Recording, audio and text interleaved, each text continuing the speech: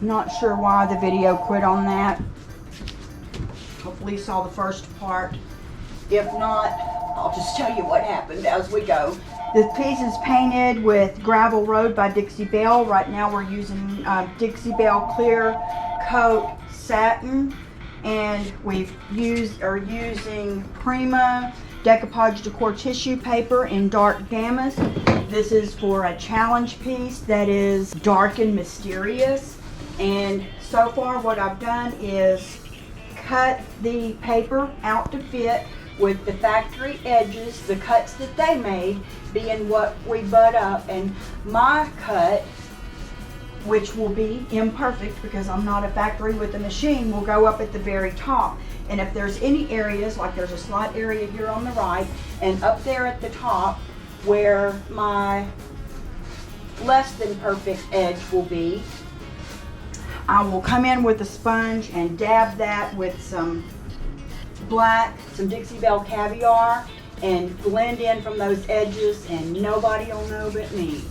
So I'm using Satin Clear Coat as my decoupage medium because that's what I'm going to use on the rest of the piece, but also because it goes on with this little bit of iridescent white color, but it dries clear. That way I can see where I've put it. I put one coat on first, then applied the paper, the tissue, and now then I attached that and am applying the second coat to saturate it through and through. So now I'm going to do the same thing here, making sure to get it really good in the corners and where the seams will meet up. Overlap just a tad right there. Not the paper, but just the decoupage medium.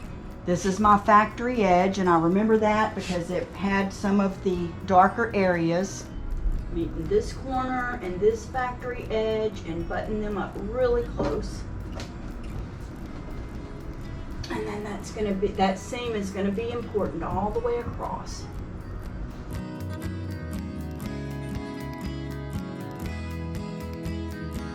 So now we're going to go back with our satin top coat.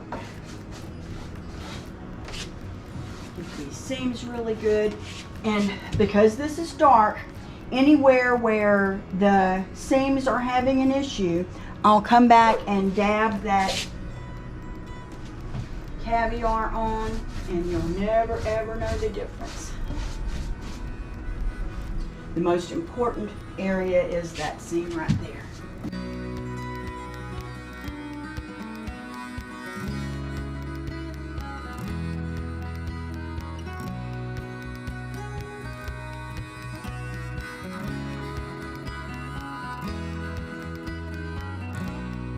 Now we will just wait for that to dry, and that will be done. I'm going to do the same thing right here in this area.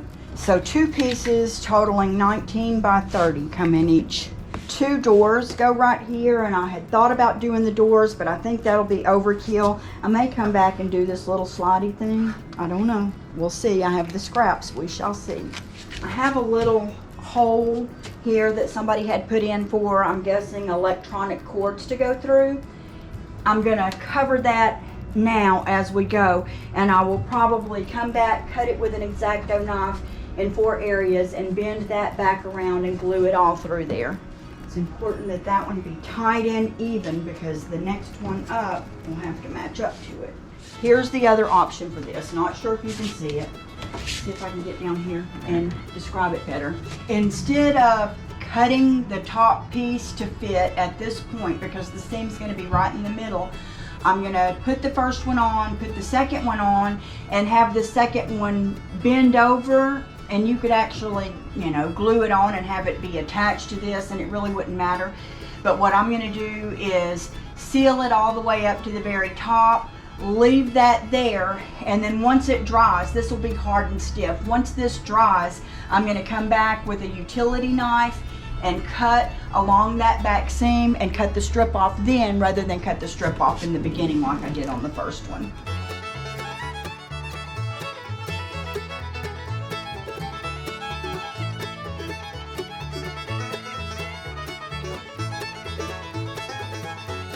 going back and forth a lot because this is real wood. There's going to be, you know, grooves and all those kind of things in there.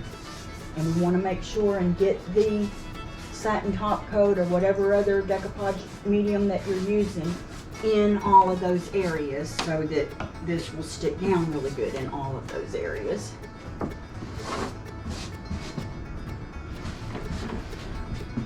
Whoop, whoop. There we go.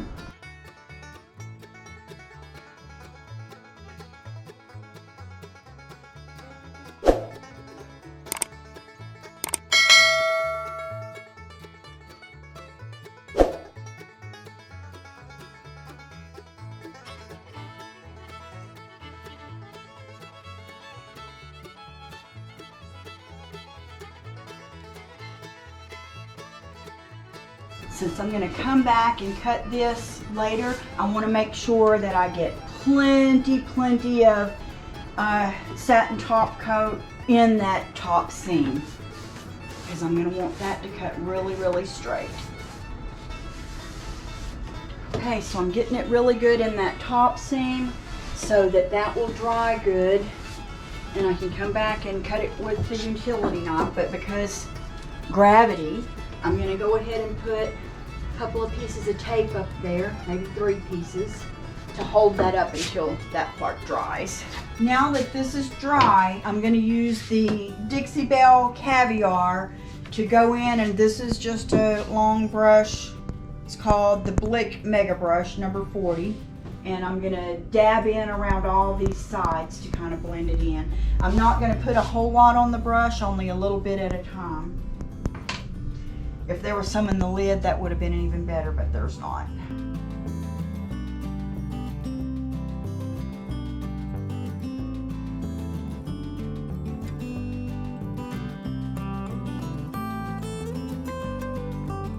Just trying to blend in these edges really good. I'm going to need to do a little bit here through where my seam was at. It's not as good as I wanted it to be, but then I'm making sure where I'm blending out into this other shelf that it looks even. And to, just for continuity, because I went a little over onto these side shelves with it, when I was doing the sides, I'm going to do that same thing at the bottom. I went a little heavier than I wanted right there, so I'm actually just, I have a little bit of the gravel road on this brush because I'm painting the doors right there. I'm just going to go back over this a little bit and erase it. There we go.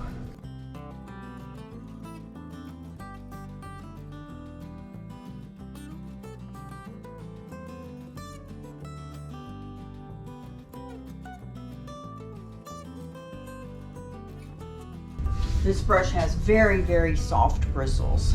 Back with the gravel road.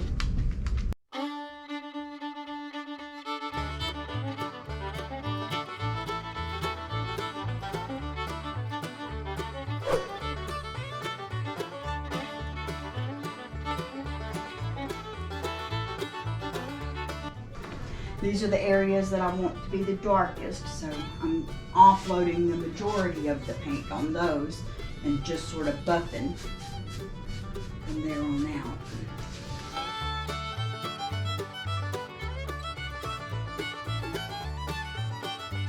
Trying to keep my lines as straight as I can keep them.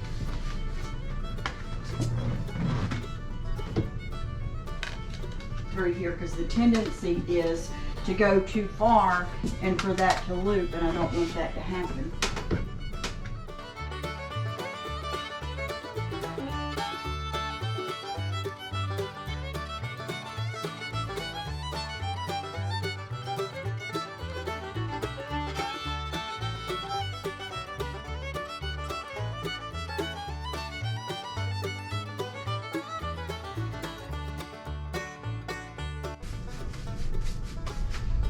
As my husband would say, we're just kind of wanting it to look dirty.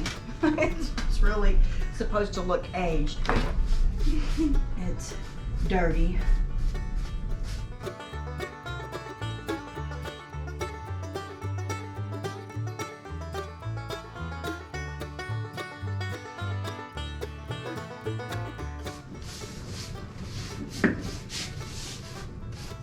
There is not much gravel road on this brush at all. I mean, just what was left on it, and it is almost dry, but it's enough to smear this, which is what I'm going for.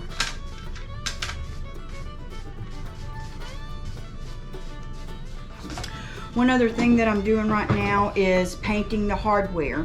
I decided that it would look really nice and tie things together if this was black.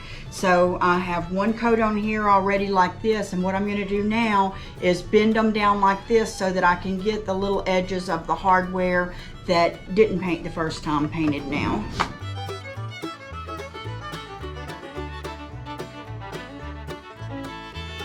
After these dry, I'm gonna go over them with